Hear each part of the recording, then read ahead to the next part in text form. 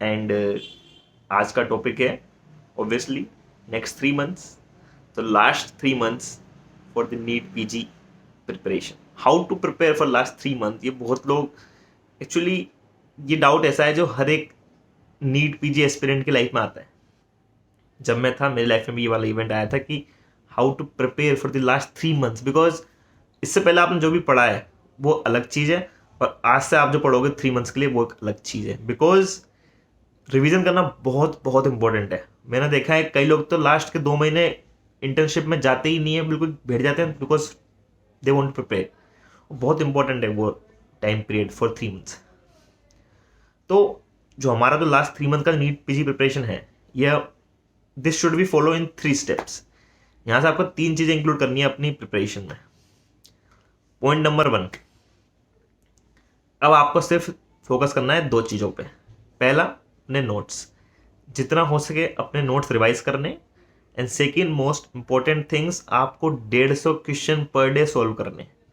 150 question per day solve करने आपको आज से, ये नियम बनाना है और बहुत इजीली हो जाते हैं 150 क्वेश्चन सोल्व। आप दिन में 3 बनाओ, कस्टम मॉडल बनाओ 50-50 क्वेश्चन के, और उसमें हैशटैग लगाओ, hashtag NEET PG, hashtag recent NEET, hashtag one liner, hashtag clinical scenario and hashtag drug of choice. ये 5-6 और एक लगा दो इमेज बेस्ड।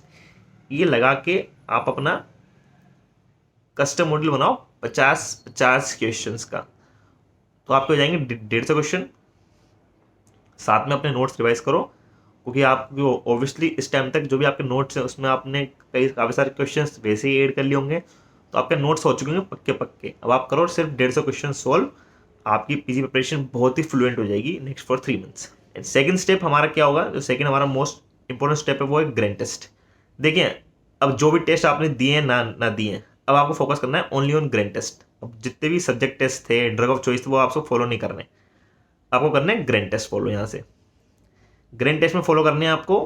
ग्रैंड टेस्ट के अंदर याद रखें, रैंक इंपॉर्टेंट नहीं है, क्वेश्चन नंबर ऑफ क्वेश्चन कितना आप करेक्ट करते हैं वो बहुत इंपॉर्टेंट है।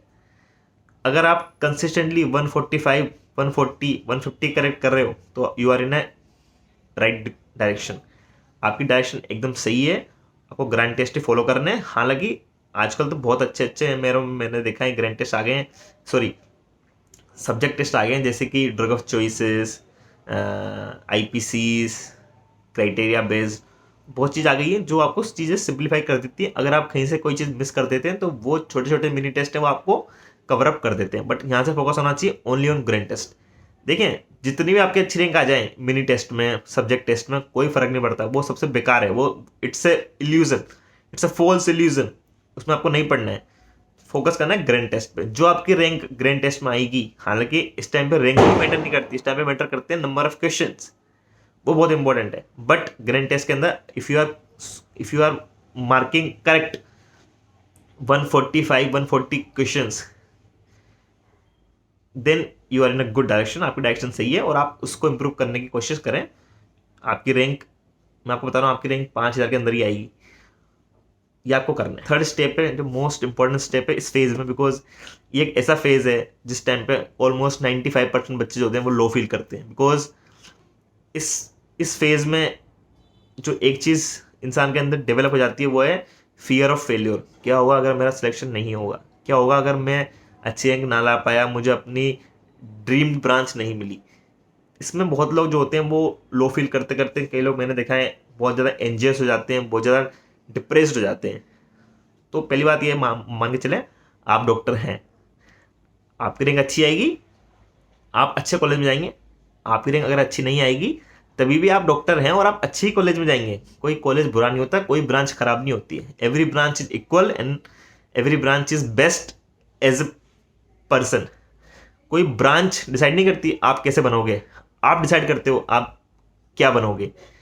Any branch, if you take pathology, even if you take microbiology, even if you take anesthesia, even if you take radiology, even if you take medicine, surgery, because a person a person decides his fortune, not the branch.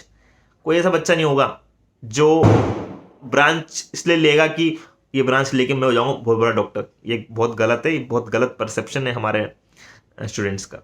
तो every branch is good.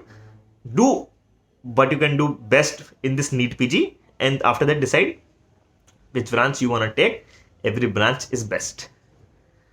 And number fourth का इतना कोई issue नहीं है, ये 3 step बहुत important है। जो फोर्थ स्टेप मैं इसलिए बोल रहा हूँ, वो फोर्थ स्टेप बहुत जरूरी है, वो है डिस्कशन। आप अच्छे ग्रुप में उठे बैठे, आप 3-4 लड़के या लड़कियां ऐसे डिसाइड कर लें जो बहुत अच्छी हैं।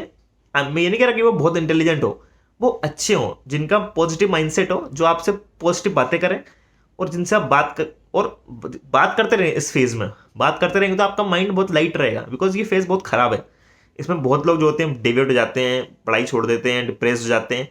इस फेज में talk as much as possible to the guys whom you trust, whom you love, whom you find interesting, जिनसे आप बात करने में आपको अच्छा लगे, उनके साथ उठे बैठे, बिकॉज ये फेज बहुत इंपॉर्टेंट फेज है in the direction of NEET PG. So please ये 4 स्टेप फॉलो करें। और मैं आपसे बोल रहा हूँ पर्सनली, क्योंकि मेरा ये पर्सनल एक्सपीरियंस रहा है।